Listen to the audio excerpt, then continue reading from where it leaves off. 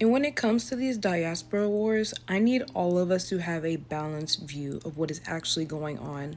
There is a lot of ignorance coming from all sides, and I just want to say, in order for us to come together or have any type of peace as people within the diaspora, I think we need to acknowledge that the reason why there is so much ignorance is because of white supremacy. This is literally the goal of white supremacy, to make us believe things about each other and to hate each other. For example, a lot of people look at Black Americans like we're lazy. They criticize our music and just demonize us overall, like we are bad people and that we're like degenerates, or that we don't work hard, or that even I've seen some non-Black Americans making fun of the fact that a lot of Black Americans don't have fathers in the house, which that has something to do with systematic oppression, slavery. I've even seen people making fun of Black Americans because some of us have a hard time trying to chase our lineage all the way back to Africa.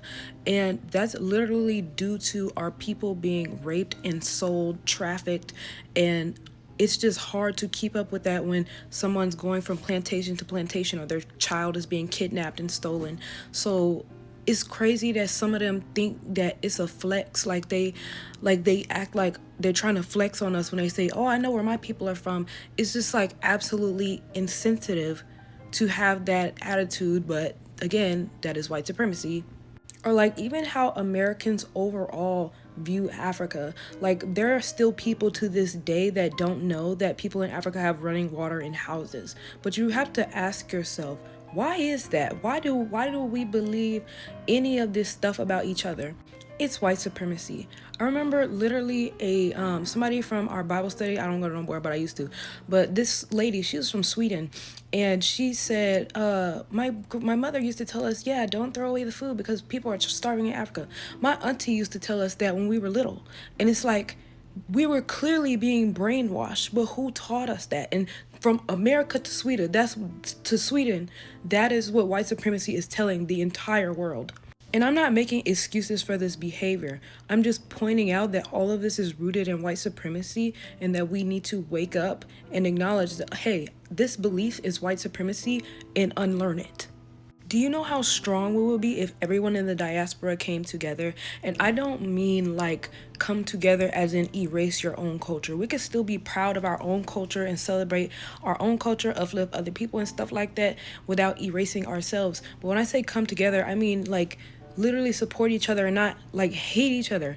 Like when I see other people in the diaspora win or just celebrating, I think, oh my God, they're so beautiful, or oh my gosh, look at them go. I see anybody at the Olympics winning, I'm like, oh my God, that's amazing. That is a win for all of us. Like that's how I view that. And like to see that some people don't view it like that is kind of like what, like I don't know, like I just hate that we have all of these issues, but in the back of my head, I'm like, okay, this is white supremacy.